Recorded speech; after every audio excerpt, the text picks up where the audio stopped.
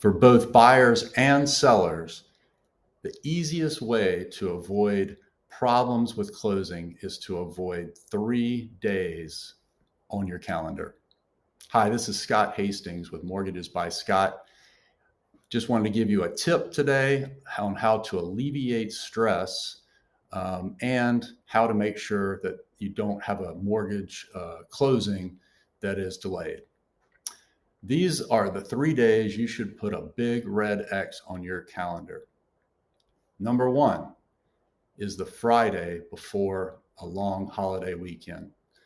The reason is people take off early, especially in law offices. Many times people are leaving at noon. If they're not leaving, they're short-staffed, and it just causes problems. The nature of mortgage closings is that they sort of get pushed up close to the date that's on the contract to close. And if there's any hiccup, maybe the mortgage or the closing before yours that was scheduled is pushed back in the day, and then all of a sudden your closing gets bumped. The second date is the first day after a long holiday weekend. Let's say Memorial Day, just as an example.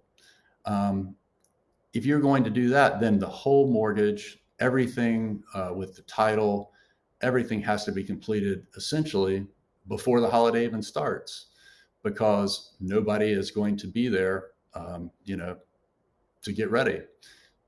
And now you've got this Friday that we've already said is a good day to avoid. So if you're going to, schedule closing after a long holiday weekend, don't make it on that Tuesday. At least make it on that Wednesday. And the third day to avoid, if possible, is the last day of the month. I get contracts in all the time. People want to close for some reason on the last day of the month. And well, just by nature, everybody can't close on the last day of the month. So there's a mad scramble. The attorney's offices or the title companies are stretched thin.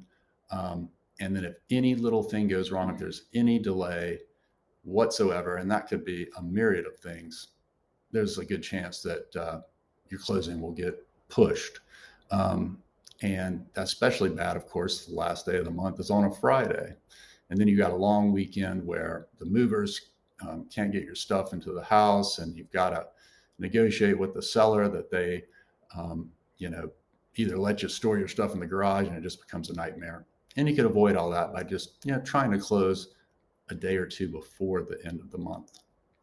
And another reason to avoid closing on the last day of the month is if for some reason that is pushed, interim interest is the amount of interest that's paid between the day you close and the end of the month.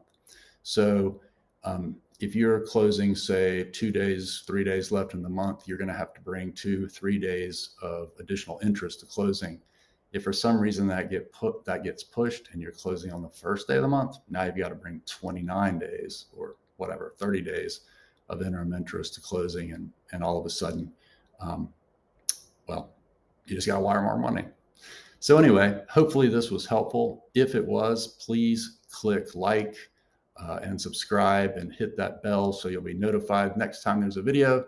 Again, my name's Scott Hastings with Mortgages by Scott. I appreciate you watching.